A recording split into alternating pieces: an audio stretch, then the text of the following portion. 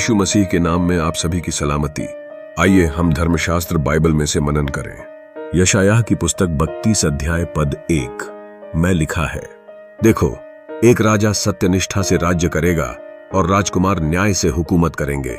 विषय, हम स्वर्ग से शासन करते हैं, मसीहों के रूप। यद्यपि हम विश्व में हैं, तो भी हम विश्व के नहीं हैं। हमारा राज्य स्वर्गीय है और हम वही से राज्य और शासन करते हैं।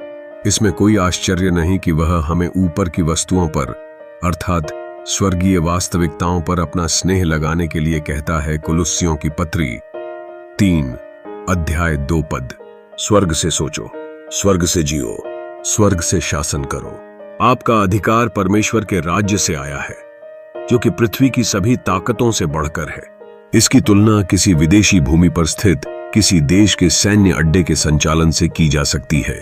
यद्यपि वह सैन्य अड्डे भौतिक रूप से अपने देश के बाहर स्थित है, फिर भी वह अपनी सरकार के विस्तार के रूप में कार्य करता है और अपनी मातृभूमि की पूरी सत्ता और अधिकार का प्रयोग करता है।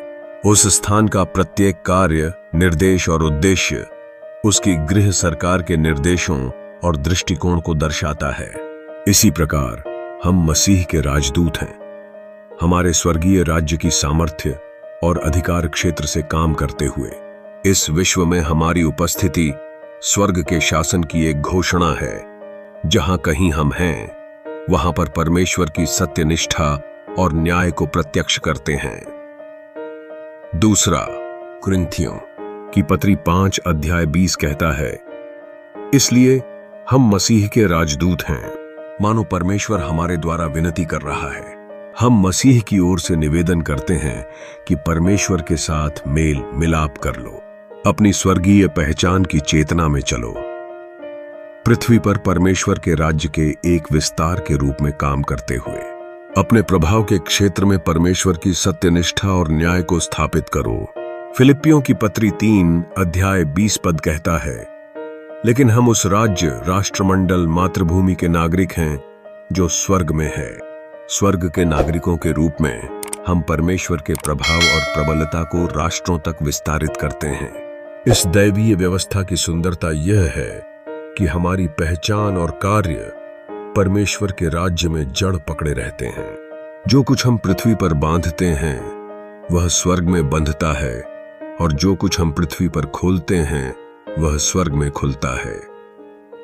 मत्ती की पुस्तक 18 अध्याय पद 18। धन्य है परमेश्वर। आइए प्रार्थना करें।